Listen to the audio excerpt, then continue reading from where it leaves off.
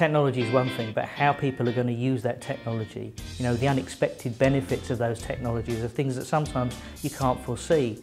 As we work with a number of organisations who've deployed these new digital transformation technologies, we can take the learnings from those customers and help future CIOs and the current CIOs we're talking to articulate the value of those to the business and perhaps help them find some budget to do these things. Simon, so we've spoken a lot about the challenges for CIOs. In your opinion, do you think that's going to change as we move forward? Do you think the role of a CIO is going to change dramatically in the next 10 years?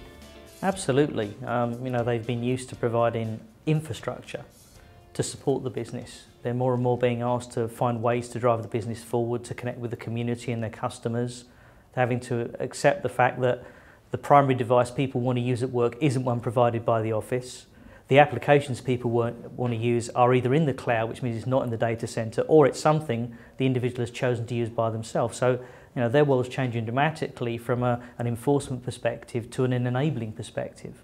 And of course, social media plays a huge factor in that as well, because people are looking to communicate with their partners and customers via private and personal social media accounts, and that could also have a positive and negative effect on the business. So they need to think about, how they're going to adopt these technologies and how they're going to deal with some of these challenges. For the work that we do in the public sector, and specifically healthcare and education, we're actually seeing a real shift in the development of smart cities. Do you see those lines between the corporate world and smart cities becoming even more blurred in that period of time? I do. For many years now we've said that kind of work is something you do, not a place you go. And I think that's never been as true as it is today. We spend far more time working outside of the office than we do working inside of the office. That time between work and home, we're utilising that because we're very efficient at checking our email, responding to customers, follow up for meetings whilst we're on a train or in the car on the way home. It's a big change, certainly. So I come from a digital workspace background. And I've seen a lot of the employees that we've worked with in the past become frustrated because technology hasn't necessarily delivered upon the output that was originally described. How are we going to inspire employees to now feel like this is going to be different with this digital transformation wave, unlike previous? Yeah, I think you're right. I think sometimes, as an employee, you see a different technology as being, okay, so the CIO has been sold something, it's now something they've implemented within the business and we've all kind of just got to deal with it.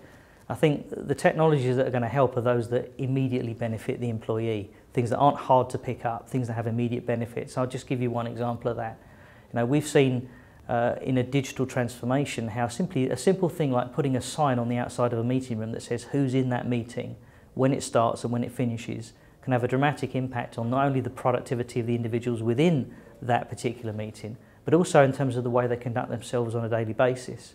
If we've all been to a meeting that, we've got there on time, a couple of people have been a little bit late, and then of course you get to the top of the hour and then those that have got a next meeting to go to have to make that tough decision. Do I carry on with the current meeting because somebody else was late, or do I break it here and go off to my next meeting and potentially miss the end of a more important kind of closing actions from the first one?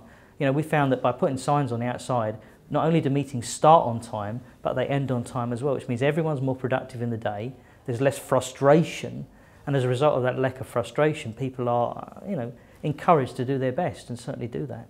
So what you're articulating there is a much more connected world from different technology silos becoming more cross-architectural.